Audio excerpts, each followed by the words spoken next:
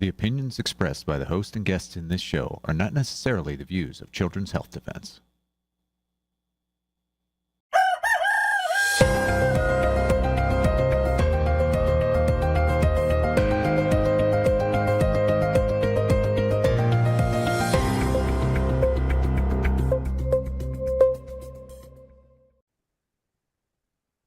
Good morning, CHD. I am Kelly Ryerson, and I am your host today. As some of you know, I love to talk about all things food and farming and really try to figure out how we can detoxify our food supply. A really large part of the story with detoxifying the food supply is something called regenerative farming. It's something that I know many people have come and spoken on this show before about the tenets of regenerative farming. And I'm so excited because today I am going to have two incredible guests that I think you will all love. Benina Montes and Mollie Englehart. They are going to come on in a little bit and tell us about what their journeys have been like in regenerative farming and the lessons that they've learned. It's fascinating. And just when you feel like there isn't much future in this country in terms of just fixing our food supply and having nutrient dense, clean food for our families, you hear these stories of regeneration and they're incredibly inspiring. So we'll get to that. First, I wanted to give a quick update for those of you who aren't familiar with something called the Pesticide Liability Shield. I'll give you a quick overview. We are in a really scary time in which the chemical companies and certain legislators are willing to take away our rights to sue chemical manufacturers if we get sick from exposure to their poisons. This has been a multi-year effort on the part of chemical manufacturers, especially led by Bayer, the manufacturer of glyphosate and the original Roundup product. They are in a lot of trouble because their cancer litigation has left them in a really veering on the edge of bankruptcy. Their stock price has crashed over 70% at this point because of this cancer litigation. Now, they could stop this cancer litigation in which all these I think it's over 100,000 plaintiffs now have claimed that exposure to glyphosate gave them cancer. The reason why these plaintiffs keep on losing these cases and Bayer is so on the hook is because of the extraordinarily bad manipulation of the science and manipulation of our EPA that's exposed each time that these court cases take place. So there's plenty of evidence to show that glyphosate indeed can cause cancer. So instead of just putting a label on the product, which would literally make all of the litigation disappear, where it could even say, I heard one of the judges say, couldn't you just say that some studies show that this causes cancer? Put that label on, their litigation issues will go away. No, they will not do that. Instead, they would rather take our rights away to sue. So they've tried this in two previous bills, and right now there's a current bill called in Section 453 of the Appropriation Spending Bill. This is basically language that will prevent us from being able to sue if we are sick. This has been a huge fight. Lots of volunteers have come on board to try and explain to our elected officials that this is a really dangerous provision that they're putting into the legislation. It's a confusing wording, and so a lot of our legislators don't really fully understand how it would provide a liability shield. But thousands have been calling, and I'm super grateful for that.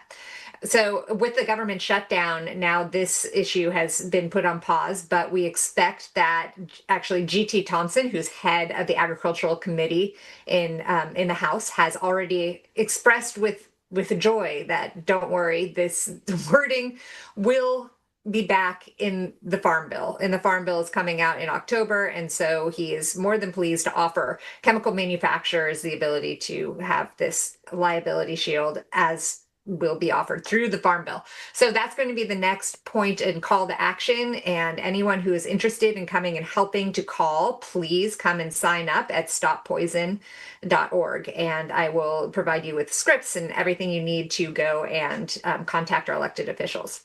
So that's the real bummer of today's show.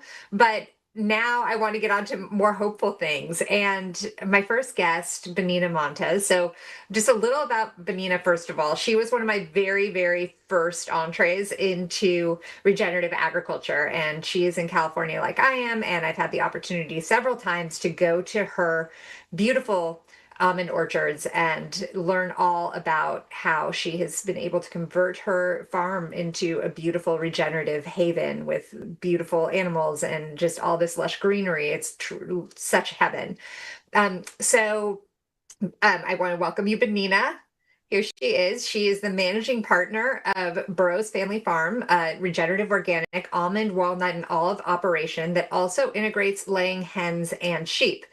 After returning from Cal Poly, she led the farm's transition to organic and then regenerative practices, improving soil health, biodiversity, and livestock integration. Under her leadership, Burroughs became the world's first regenerative organic certified almond farm in 2022 and earned Regenified certification in 2024, positioning it as a model for regenerative agriculture in California's Central Valley. Welcome, Benina. Good morning. Thank you for having me. I'm so happy you're here. So, describe to me what inspired you to bring these practices to your farm and a little bit about the history of your farm. Thank you.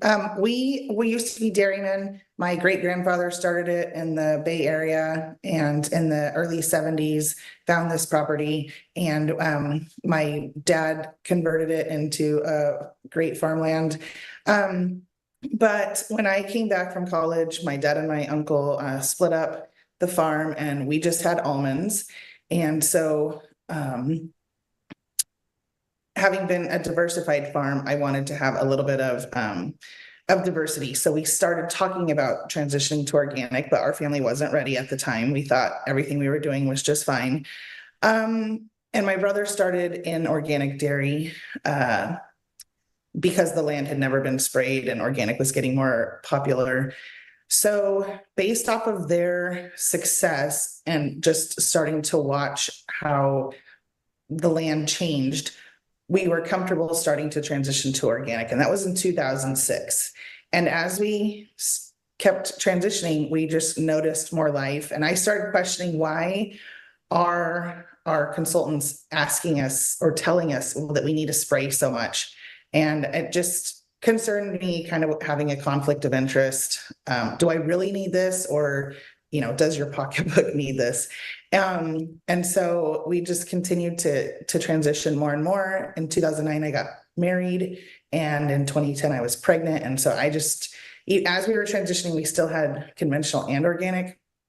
And I didn't want to be around chemicals with being pregnant and then having more and more kids. So we decided to take the whole farm organic. And as my parents went to conferences, they started learning about regenerative. And I just was like, why do we need one more thing? But research came out about how much, for us in the Central Valley where we have water issues, the regenerative studies showed how much better the water penetrated into the ground and just how much more life there was. And because the water is so important, I was just like, this is what's going to save the Central Valley, because we know we have limited resources and we need to jump on this as fast as we can. And that's how we started doing a lot more regenerative farming here. Oh, amazing. So for those who don't know what regenerative farming is, can you explain a little bit about it and how you put those practices into your farm? Because there's a lot of people that claim to be regenerative that might not be actually doing regenerative practices. Yeah, I went pretty extreme pretty quickly when I learned about the practices. And so the first one is just keeping the soil covered, which in orchards, which is what we have, almonds and walnuts, for the most part here in the valley, it is very bare, just bare dirt with trees coming out of it. So we are leaving either volunteer vegetation, I don't call them weeds anymore, or we're planting cover crops more and more. And so it's super important to keep the ground cover for a multitude of reasons. And then the second one is not using any synthetics. So we, if it's not a naturally occurring thing, we're not using it. And I'm even weaning off more and more I want to be able to have the system just working. The third one is having diversity. So we have a lot of hedgerows with pollinator plants in there. That's important. So we have more life, habitat for beneficial insects and birds. The fourth for us is integrating livestock. We have a flock of sheep that are in the orchards about 6 months of the year, rotating through. And then the first one is, no till or low till. We try not to till up our ground. And in orchard systems, that's pretty doable. So that sounds what chemical manufacturers and a lot of conventional farmers would say that sounds impossible. But you're proving every single day that it is possible to do this. What is it that is holding back so many of these other farmers from embarking on this regenerative path?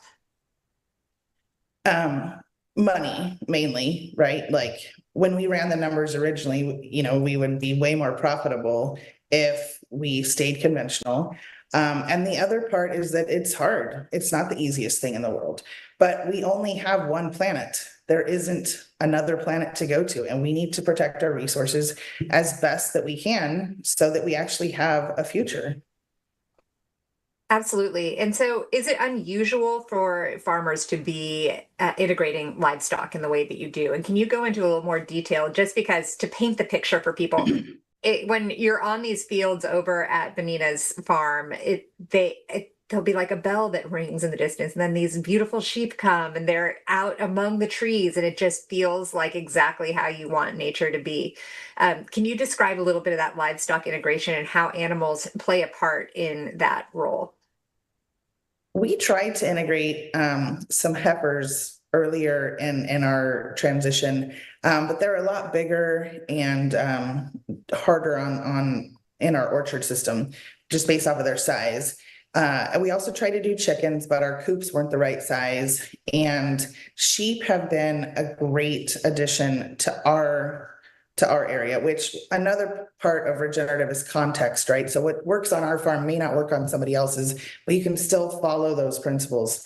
And so we've got about, it ranges every year, but around 500 ewes, and they have babies. Right now we're actually lambing so that we're matching when our grass is going to be coming in, or our feed for the sheep. So we have more mouths out there that can be cycling the nutrients. So they eat the vegetation that's there. They're adding diversity with their byproducts, also their saliva, their pee and their poop and all that. And it's just amazing seeing how much more diversity comes in from having them on there. And so now let's talk about your almonds, because that is the product that you predominantly sell, though I don't know it's not the only thing that you sell. And what can you say about nutrient density? Because one of the things that we all know when we're trying to, when we're looking at the food supply right now in general, the nutrient levels in most fruits, veggies, nuts, and everything in meat have gone significantly down over the last few decades because of just poor farming practices.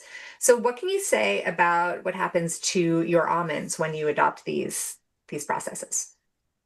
Well, we actually had our almonds tested from last year's crop, and they had 2 times the antioxidants and 2 times the B vitamins.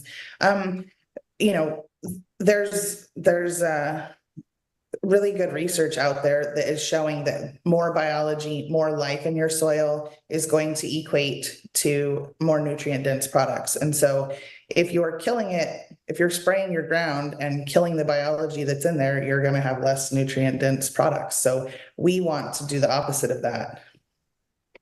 And how hard, so can you tell us a little bit about what you sell, and how hard is it as a farmer to get your product to market and actually be able to make a profit? Because there are a lot of people that try and do so and they find it almost impossible. Yeah, our food system is definitely broken, and it's very hard to develop a brand and get onto the shelves in the grocery stores unless you have a bunch of investment money, which most farmers are just trying to farm. And so it's definitely another added layer. Most almonds are just sold on the bulk market. But we wanted to tell our story and kind of vertically integrate to be able to stay viable in California.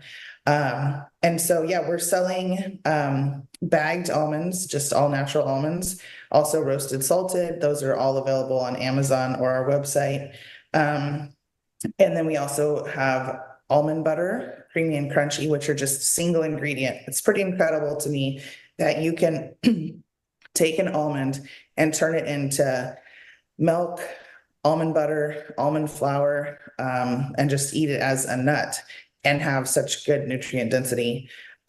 So we also have almond flour. And again, we're very concerned about making sure that we're not adding unnecessary ingredients to our food. So yeah. They're so good. And I've had the chocolate covered almonds and they are my favorite snack around. I mean, it tastes so different. It feels different in my body. I can't even express how different it is when you have food that's grown like this. So how hard is it to compete in terms of, I'm sure that not everyone follows the rules when they're creating things. And there are a lot of claims that people might make about what their growing practices are, whether it be regenerative or organic. How can you compete against that? And how large do you think organic fraud is in terms of a problem? That's a really good question. There's definitely a lot of integrity in the certification process, and we need to have better oversight, in my opinion, from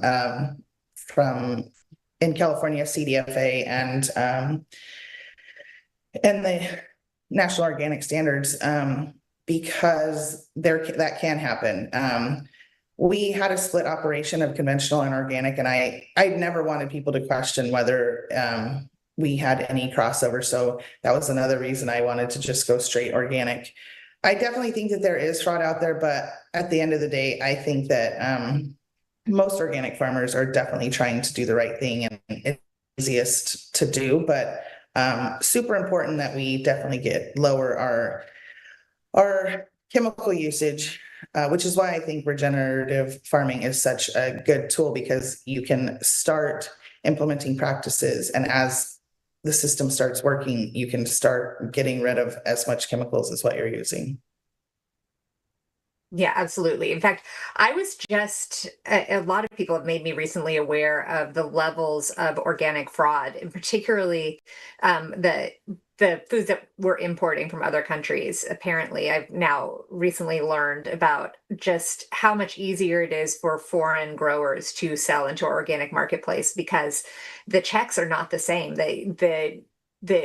If you're and you would know because you're an organic producer, but it's pretty rigorous to get through the USDA certification process, and it is a process that international growers don't have to undergo. And so it really puts the American organic farmer at a significant disadvantage if foreign farmers are able to use synthetics and then claim that they're organic. Have you run into that in the almond world or any of the other olives? I mean, I've heard of that, but we try and just do our thing, tell our story, and just do the best that we can do. Yeah, I guess that's all we can do. So what is regenerative? What does all this mean to you personally? Like, so Benina, she's out on the farm every single day. She's raising her family. She is, making this farm work. She has tons of farm animals. They're like her other babies. So what does all of this mean to you in your lifetime and your life purpose? Literally just trying to make the world a better place. We don't want to be reactive and killing. We want to be proactive, pro-life. We want to see all the life that's happening out there. Just trying to make sure that we have a place to give for the future. And obviously we need farmers 3 times a day for meals. And we want something to pass on to our kids if they want to come back and farm. Absolutely. Well, thank you so much. And thank you for everything you do. And thank you for sharing your story with everyone and getting up early. It's early in California. Of course, she was already out because she's farming. It's early for me. Thank you. All right. Our next guest is Mollie Englehart. Mollie, so I just had the opportunity to go and see her incredible new ranch called Sovereignty Ranch in Bandera, Texas. She has been in the food world for a really long time and is a fantastic leader. She is a chef, author, and regenerative farmer, well known for her transition from celebrated vegan chef in Los Angeles to Texas cattle rancher. Formerly the force behind Sage Vegan Bistro and Sage Regenerative Kitchen, she now resides in Bandera, Texas, where she runs Sovereignty Ranch and the Barn Restaurant with her family. She is also the author of the new book, Debunked by Nature, which is a memoir charting her journey from plant-based chef to regenerative rancher as she continues to champion soil health, food sovereignty, and cultural renewal. Welcome, Mollie. Oh, See you again. I think, oh, there we go. Okay. I Thank couldn't you hear so for a much for second. thank you so much for having me, and honored to be here and nice to see you again on the computer. We just spent the weekend together last weekend, but it's lovely to see you again here. So great to see you. So Mollie has been so busy doing this writing while she is basically building this incredible, another haven between Benina and Mollie. These are two beautiful places in our country where we can really celebrate farming and exactly as it should be. So tell us a little bit, first of all, about your history, because it's such a fascinating journey, which is why you were able to document it so beautifully in this book, Debunked by Nature, which I'm just going to give a shout out to in the beginning and end, because I got to read this manuscript before it came out. And I was like, this is going to be such a huge hit. And for those who haven't had the opportunity to know Mollie, she's just a really engaging person and super entertaining. And the way she tells stories is really just, it is very captivating and convincing. And so that is exactly what this book is. It's like you can hear her voice in your head when you're reading it. So tell us a little bit about the beginning of your story, because it's just so fascinating. And from that and how you have now ended up in Texas. Yeah, I was very successful California vegan chef, had four big restaurants. I'm having babies. I feel very, very happy. I'm making a lot of money. And I, low level underneath everything, basically thought we were all going to burn in a fiery hell and there was no solution for anything that was happening to us. But I heard a Graham Sate TED Talk that my brother Rylan shared with me. And through that Graham Sate TED Talk, I got the idea of regenerative agriculture in a really profound way, that I understood that everything that we're doing is low tech and God's design is high tech. We cannot compete with God's design. The idea that we can is just ego. And so I realized we have to step into our role as the keystone species. But I still was totally indoctrinated into the whole vegan idea and that I'm going to be a vegan regenerative farmer. And so I bought this land and we start regenerating the land. And I just realized there is no food without death. Every single bite of food, whether it's an almond from Benita's orchard or avocados from my orchard, where we had to kill ground squirrels that were killing the new grafted trees, or whether it's harvesting corn and animals getting chopped up in the combine, or organic fertilizer itself is blood meal, bone meal, feather meal. And so literally there is no vegan food. It does not exist. It is only one of these 1,000 little lies that society is asking us to tell to keep us disconnected from God and our true purpose. And so because of that, I decided to change the way my family was eating, which then led to changing my restaurants and eventually led to me leaving California. That was not just because of the restaurants being shut down for indoor dining for 2.5 years, but it was highly regulated counties, in my farming, in my restaurants, making it really hard to do business. And having four young children, I wasn't interested in vaccinations. I was never vaccinated, not one single time in my life. So I didn't anticipate in vaccinating my children one single time in their life. And so I just decided that Texas had more freedom. Yeah, I completely get it. And one of the things, I was able to go to Mollie's book launch, and one of the things that you spoke about there was how, and I think that this audience of CHD this will resonate. How do you cope with particularly during that time in COVID, when you are trying to live in a place that doesn't really understand your mentality or your philosophies on life. How do you manage that just emotionally? And are there things that people can do if they can't up and move to Texas, if they are finding themselves in a community that doesn't understand? Yeah, but you have to find your people. You have to find people that you are free to be 100% yourself with, because it's really important that we are who we are. And when we're hiding in all different situations, whether we're hiding because our beliefs around vaccines or our beliefs around many other issues are different than the people that we're around every day, what ends up happening is that we ourselves become a little dead inside. And I just wasn't willing to tell the lies anymore. But I did have this really wonderful group of Christian homeschool moms that didn't vaccinate, was growing their own food and doing a lot of the same things that I was, home birth and all of that. And so I did have this really great group of friends, and my dear friend Wendy, she passed actually of cancer just a couple months ago. But I did at the end have this really great group of friends in Fillmore, California, and I miss them. And that's the most thing that I missed about California is my people. But I think that you just have to have people that agree with you and that you can be yourself. I think we should always interact with people that don't agree with us, because that helps us form our ideas and push our ideas further and decide if they really are our ideas when they're threatened or pushed back against. But we do need to have people that we feel safe to be 100% ourselves. So I recommend finding those people and creating a community of those people. Thank you for that. Yeah, that really hit home when you were talking about that. It can be hard.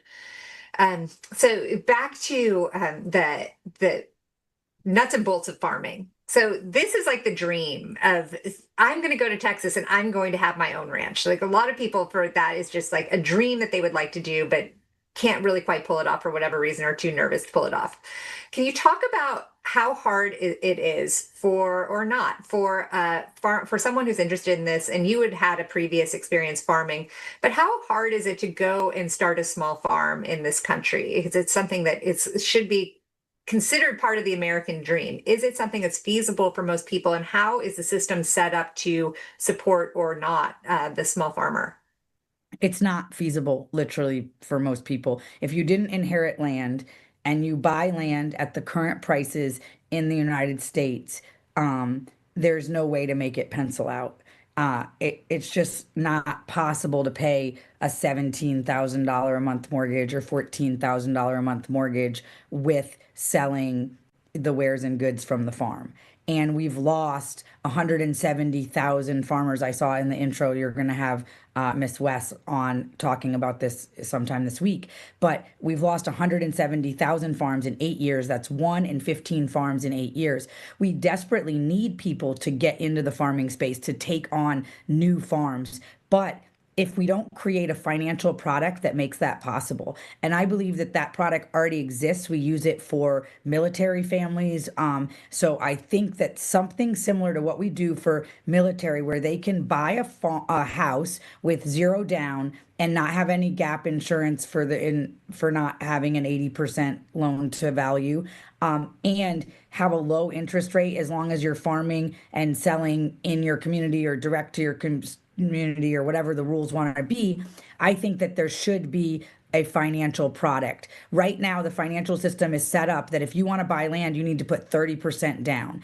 And developers are driving the price of farmland up. So in most businesses, you would know, okay, my rent is going to be this and this and this, and this is how I can or can't make it work. In farming, the price of the land is not being driven by the hay or the cows or the almonds or the avocados that could come off of it. It's being driven by developers buying land nearby. And so because of that, we cannot expect that farmers can buy land at the price that it is, pay the interest rates, or even come up with the 30% down. How can people come up if land in my area here in Texas is 14,000 an acre, 8,000 an acre if you're buying over 300 acres, or somewhere between 8 and 14,000 depending on the size of the plot. Who can come up with if you're going to get 200 acres at $14,000 an acre, that's several million dollars. You got to come up with $800,000 down. And then how does that person pay that mortgage based on what they can bring in from the farm? The system is actually set up to only allow large cash buyers and corporate buyers to keep buying up the land. And so I believe that if we want to replace those 170,000 farms, plus all the other farmers that are aging out of the system, and like Bonita talked about, leaving something to our children, we must make a pathway for new farmers, because many families are getting out of the business. We must have new families come into the business. We are in a full-on agrarian collapse. And people might not know that when you go to the grocery store and everything seems totally normal, but we are on a full-on agrarian collapse if we do not shift what we're doing. And then for the individual, people ask me every day, well, what can I do besides buy from the farmers? Nothing.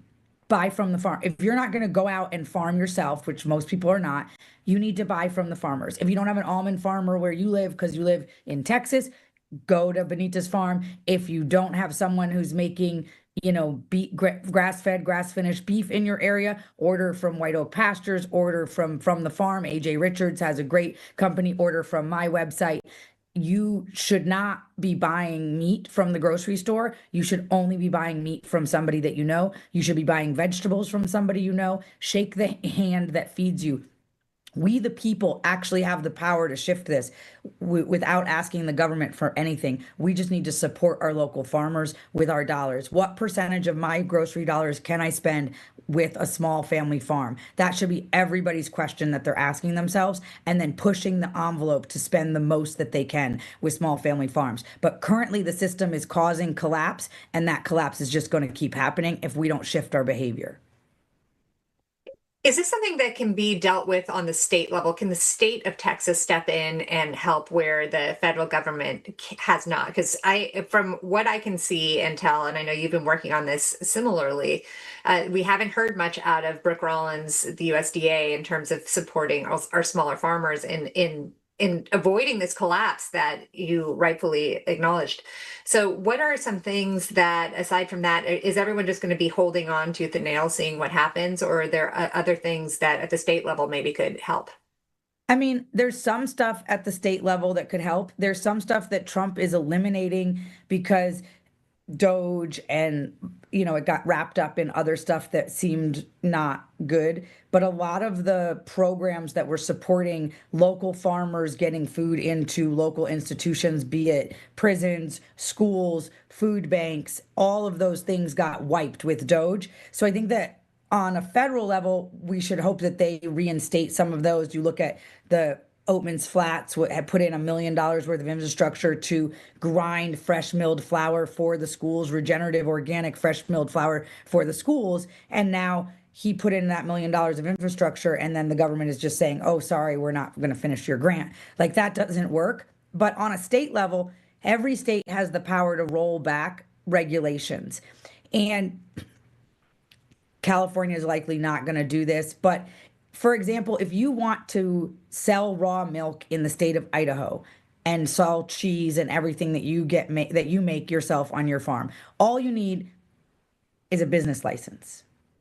If I in Texas want to sell raw milk, I can't sell raw cheese, maybe raw hard cheese, but no raw butter, no raw cream, no raw yogurt, blah, blah, blah, blah, blah.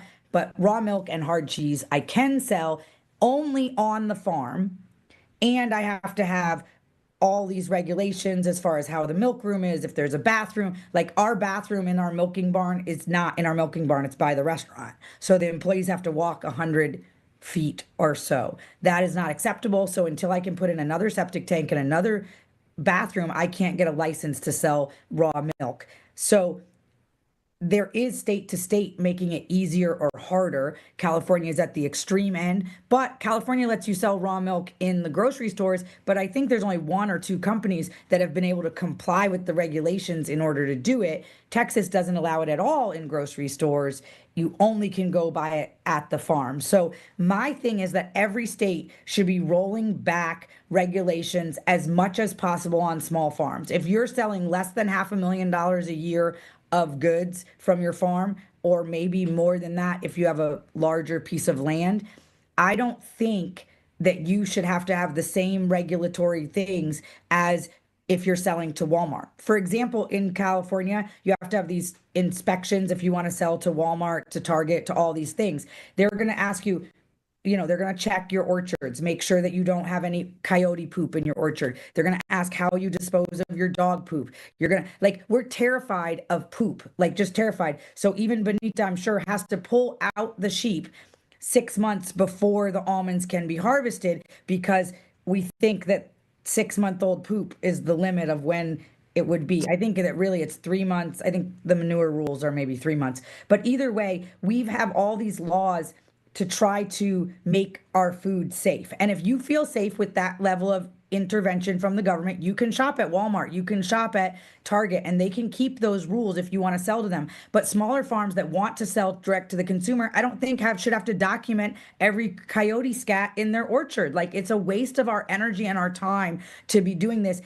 And like you said earlier on the segment with Bonita, nobody is going in Mexico and checking about coyote poop in the orchard of that avocados. But those avocados are sold side by side with the avocados that I grew in California with the same organic logo on them. So tell me, why are we jumping through all these hoops over here for this illusion of cleanliness because we're terrified of poop? Then over here in other countries, we know they're using human manure, human feces on organic produce. And so it's not consistent. And so what I think is that we should roll back a lot of these regulations that make it very, very hard for farmers. Farmers should be able to make bone broth. They should be able to process animals. They should be able to cook their products into products for their neighbors and sell. And as long as they're selling direct to consumer or to stores and stuff in their county or directly surrounding area, depending on population density, I think we need to roll back those regulations. And these regulations are not really making anybody safer, and they are making it really hard for the farmer. I have the county here in Texas on me right now that I don't have the right kind of septic tank for a commercial kitchen. So when I started, it was going to be an event center and not a kitchen open to the public. But now it's a kitchen open to the public. I have a $50,000 septic tank, brand new. They want me to put in a new septic tank that does anaerobic versus leach field or whatever. So they're going to want to spray it out the top instead of going into a leach field. This is not really keeping anybody safe. And in the middle of all the stuff going on in our county, this is what the government is focused on. So ultimately, I think what states could do, this is a long answer, is to roll back regulations and make it easier for farmers to sell to their neighbors. And then that opens up the market. And those of us who want nutrient dense food from somebody that we know and trust, we can do that. And if you trust the government and all of that, you can go to Walmart, you can go to HEB, you can have both lanes, but I think we need to open up the other lane. Amazing. Thank you for that explanation. And I could talk to both of you all day long, but unfortunately we're almost out of time. Everyone check out Mollie's book, Debunked by Nature. It's available on Amazon, and I promise you that you will love it. And also, if you happen to be in Texas, go to Sovereignty Ranch and visit. She has an incredible restaurant, and you can visit just see what she has built there. It's really cool and really pretty. And actually, you can even host events there if you would like. So thank you, everyone, and including my guests, for joining us today on Good Morning CHD, and I hope to see you again soon.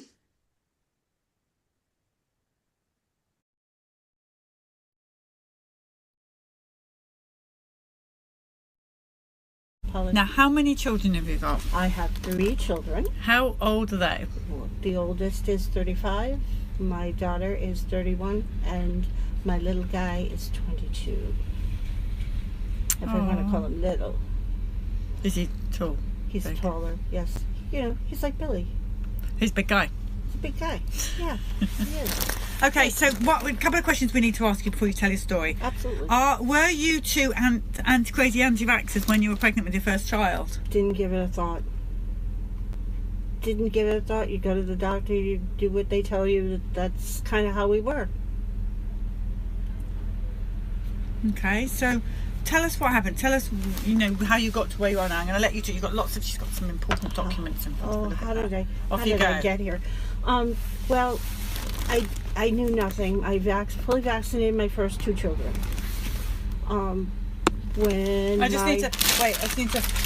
It's in my way. It's all crunchy. Okay. Okay, go. When my daughter was 10, I had my third child, and it wasn't a pretty pregnancy. It was a tough pregnancy. You know, I was close to 40. There we go. But he was born. He was delivered by cesarean. He was healthy. He APGAR 9, and I didn't give a thought to what are they going to do to my child. You know, are they going to put stuff in him that's going to make him sick? That kind of thing. He was a pretty healthy kid, and so the only thing is he must have. And looking back, this is how I figured this out. He was jaundice. After a day or two, he turned jaundice, and they had to put him under the lights. So I know now that was probably the vitamin K. And then when we left the hospital, I had to look at his records to find this out, but he had the hepatitis B. So that was okay. He was okay pretty much until his first MMR at 15 months old. Now, did he just have the MMR? Because it's going back a few years, so he may well have just done. Well, I have it all here. The first MMR, he also had a Hib with that. Okay, so it's a combination. At that point, he had a massive asthma attack. We were in the emergency room. It was not pretty. 8 hours in the emergency room, and he was pretty much tied to a nebulizer for a good year and a half after that. But I didn't think of that as a vaccine reaction, Polly. That's what really bothers me, is nobody says, well, that might have been the vaccines he had a few days before. And also, we didn't have the social media or anything like that all those years ago, like we do now. Right. So anything that happens to your child, that first of all, I tell people don't vaccinate. But if you do, and something happens, don't assume it's not. Assume it is caused by the vaccine.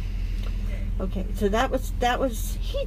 You know, we lived with asthma. We dealt with asthma, and then he had his second MMR to go to school. This is why I say it's regressive for him. He had his second MMR. He had the polio and the DTaP.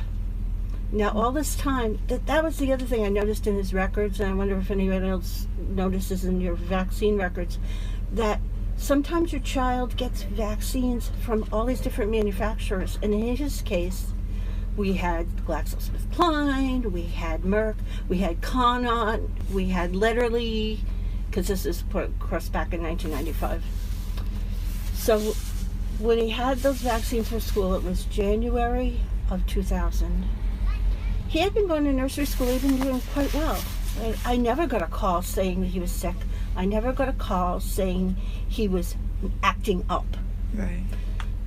But he got this shot on a Tuesday, and on Thursday I got a call from his school saying, Mrs. O'Leary, you've got to come and get your baby, your son. He's in the bathroom, he's locked himself in, and he's screaming bloody murder. And that was the beginning. It wasn't just, you know, people say autism, you know, the lights go out and you stop looking. It was physical.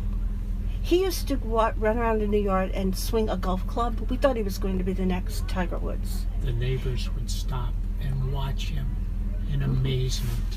Really? So it was physical. That's interesting. It was GI.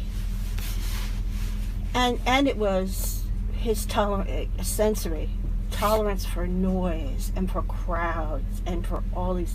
Suddenly our very social, who was a really easy kid up until this point, suddenly became a nightmare. That's all I can say. This is him before he had that last MMR. What a handsome boy. He was a cutie patootie. And this was after. Wait 1 sec. It's okay. And this was after the let's get right to, yeah, the same old checked out look. Check that out, peeps. They go from bright eye to that checked out look. It's such a shame. How many children have they taken? That's how I feel. And my 2 older ones have problems. What's that? This is his like coming home from the hospital picture. He looks like older than his years. He looks like he's just chilling out. Oh, bless his cotton sock. He still is like that. He's still like an old wise type of. So we've got him healthy. I took him. The last time he saw a medical doctor was when he was 12, when we went back to his regular pediatrician, who said to me, "Oh, we're going to vaccinate him." And I said, "You've got to be out of your mind." And we walked out. We never went back. But in between the time of the reaction and that 12-year-old visit, we went through the GI clinic. We went through all the medical stuff. And I feel badly for what I put him through. And then finally I found a DAN doctor, a naturopath who was a DAN doctor. And she cleaned his gut. And he started to get better. And of course we vacuumed his diet. And today he's very, very physically healthy and strong again. Describe a day in the life of him. Right now, he's kind of like Billy. He kind of goes his own way. He's on the computer. He doesn't watch Teletubbies. His level that is a little higher than that. But he'll play video games. I give him chores to do. He does do them. He can cook. I homeschooled him from the time he was 13. Yeah. And he can cook and he can clean. He vacuumed for me today while I wasn't there, so there we go. He washes his own clothes. I mean, I feel very lucky, Polly. I really do. He can... Tell everyone what age is he? He's 22. He's 22. He's 22, peeps. Yeah, he's 22. But his tolerance for what we consider social life and crowds and... Does he have friends? He does online, and he has met them in person as well. So, yes, he has a few. He had some friends when he was in high school age. He had some friends from when he was a child. And every single one of them had an issue. One had dyspraxia, one had ADHD, one had Tourette's. And these are all kids that lived within 1,000 feet of each other. And what does he do during the day and things? What's his life like? Well, he's kind of a night owl, so he gets up late in the day, comes and makes his breakfast, sees if it's Wednesday, it's trash day, he does trash. So he lives at home with you He doing lives that? at home with us. Does he get out at all? Oh, yeah. Yeah, he does go out with us. And what have you got planned for his future? Well, he's probably... I really don't know. He's still improving, I feel. He's still improving for someone. But we also have his sister, who's developed brain problems in her 20s, and she's back living with us. And he takes care of his sister. Because So she what's has happened to seizures. his sister? What's going on? She has what they call idiopathic, I hate that word, idiopathic intracranial hypertension. Okay, so what really happened? What really happened? I think that we don't know what long-term reaction to vaccines are. She had a reaction as a child. She had the big lump. That's what she had to her first DPT. So that's her vaccine injury. And her pediatrician did not vaccinate her for pertussis anymore. He said, oh, that must be the pertussis, because back then it was whole cell, if you recall. So I think it just started a reaction in her that when she was 14, she had the menomune, or the meningitis vaccine, meningococcal, because there was an outbreak and the kids had to go to a clinic and get it. And I think that's what set her over the edge, because after that she changed a bit. She wasn't as lively as she was. She had but she had also had she had 2 foot surgeries as a child too. She had foot problems, so I don't know exactly what triggered the IIH in her or the seizures. She has tonic-clonic seizures. But he actually watches out for his sister. So you have 2 of them. You're caring for 2 of them. I have 2 of them. Now, how do you feel? How does it affect you? Can you not sit together, or do you like sitting in the back?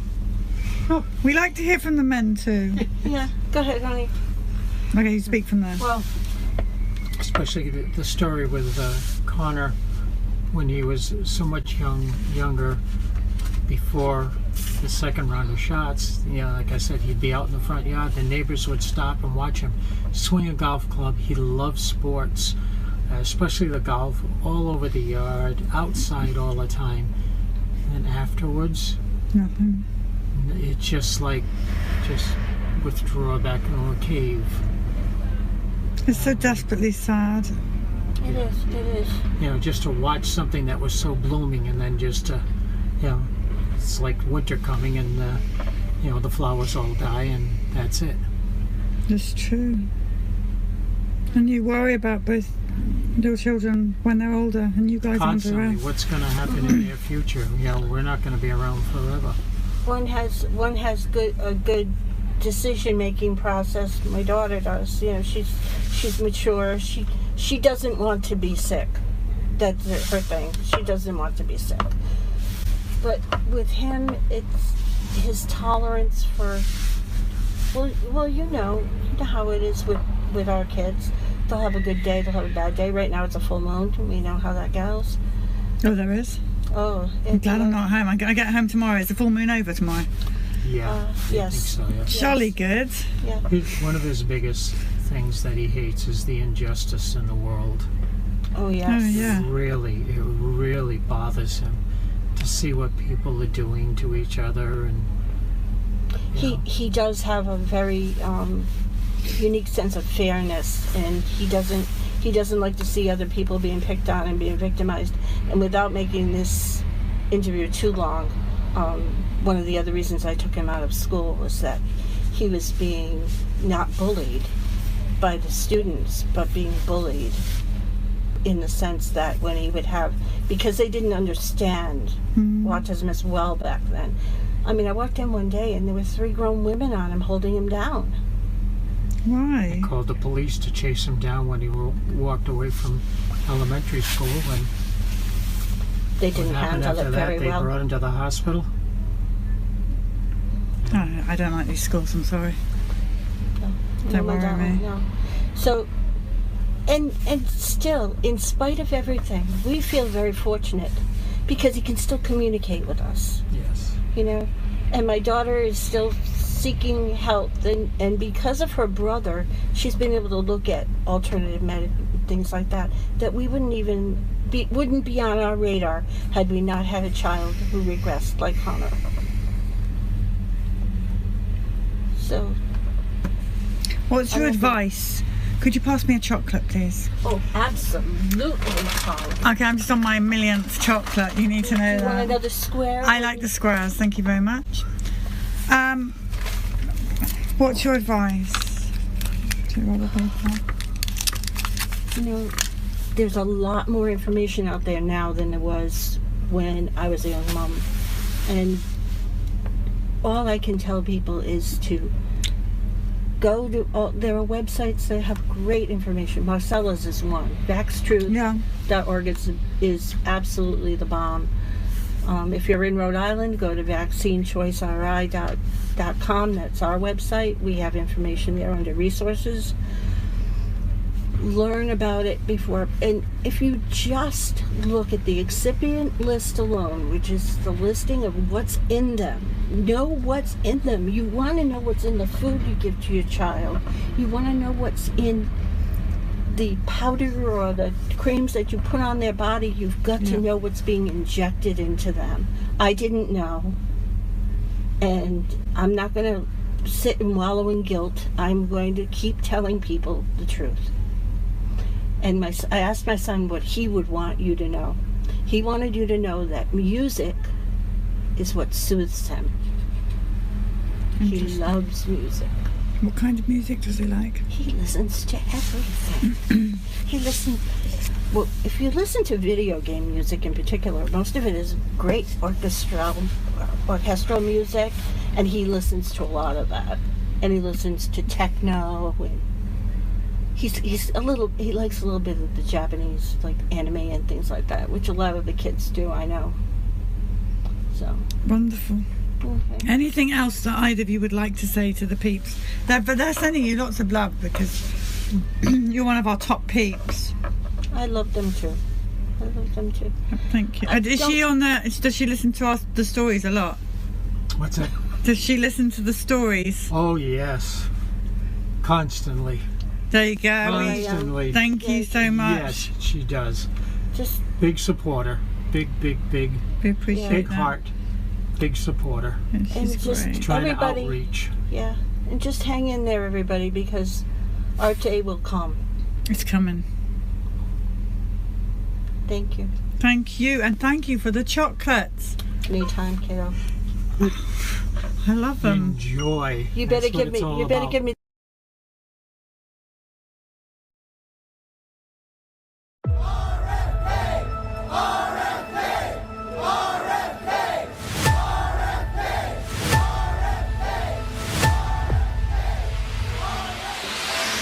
Some 40 to 70% of mothers who have children with autism believe that their child was injured by a vaccine. We should be listening to these mothers. We will perform the studies that should have been performed 25 years ago. This is the most important thing. There's nothing more important than that. This guy is staking his presidency on ending the autism epidemic, and he talked about vaccines. We want no mercury in the vaccine. We want no aluminum in the vaccine. We didn't know if he was actually going to touch on vaccines, and he was all over it. There's no reason to give a baby that's almost just born hepatitis B. He basically gave parents permission not to vaccinate their kids and definitely not to take Tylenol. We now have data we cannot ignore. There is a causal relationship between prenatal acetaminophen use and neurodevelopmental disorders of ADHD and autism spectrum disorder. The truth is, vaccine injuries are real and they've been ignored. Society does not want to acknowledge vaccine injury, period. These childhood vaccinations, the people of America are telling us they are not safe and effective. We are seriously concerned at Children's Health Defense about the disinformation and misinformation out there. The government has decided that this particular industry doesn't have to be liable to anybody. There's only 10% of children are complying with the CDC's recommendation on COVID boosters. A record number of kindergartners didn't get at least one state-mandated vaccine. And the number of exemptions is up. Vaccination rates in children start to drop once again.